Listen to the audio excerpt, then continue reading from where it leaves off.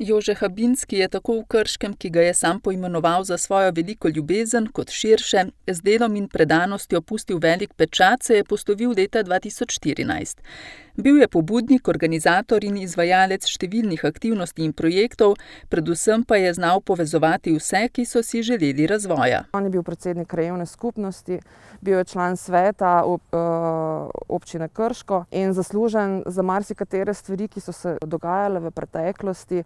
Naprimer, tudi ta park je plod njegove ideje, posvetitev parka našim protestantom, vključno s Trubarjem, ki sicer ni od tukaj. Po poti, po Krškem lahko spoznavamo v bistvu njegove ideje, njegove želje, njegove iskrice.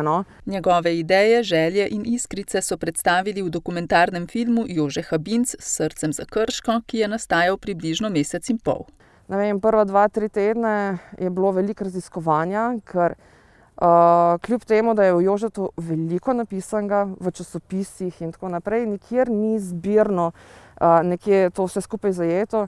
Tako da prva 2 ali 3 tedne sem prebrskala v bistvu vse javno dostopne številke našega glasa, Posavskega obzornika, potem vse možne spletne strani, kjerkoli je bil Jože kaj omenjen, da smo nekako sestavili potem to celotno zgodbo. Pri tem ji je zelo pomagala družina Habinc. V veliko pomoči je bila tudi dolgoletna sodelavka in, kot se je izrazila Doberškova, uresničiteljica njegovih zamisli, Alenka Černelič Krošelj.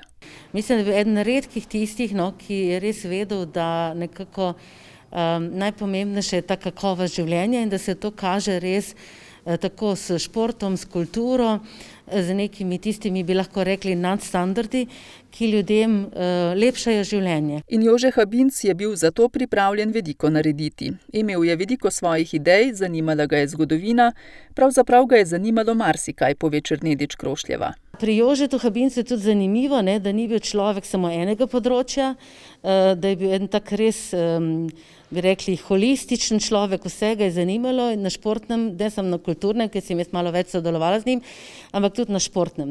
Je skrbel za igrišče pri Juriju Dalmatinu, ves čas se je v bistvu trudil za različne prenove, za telovadnico, tudi pri tej osnovni šoli Jurija Dalmatina.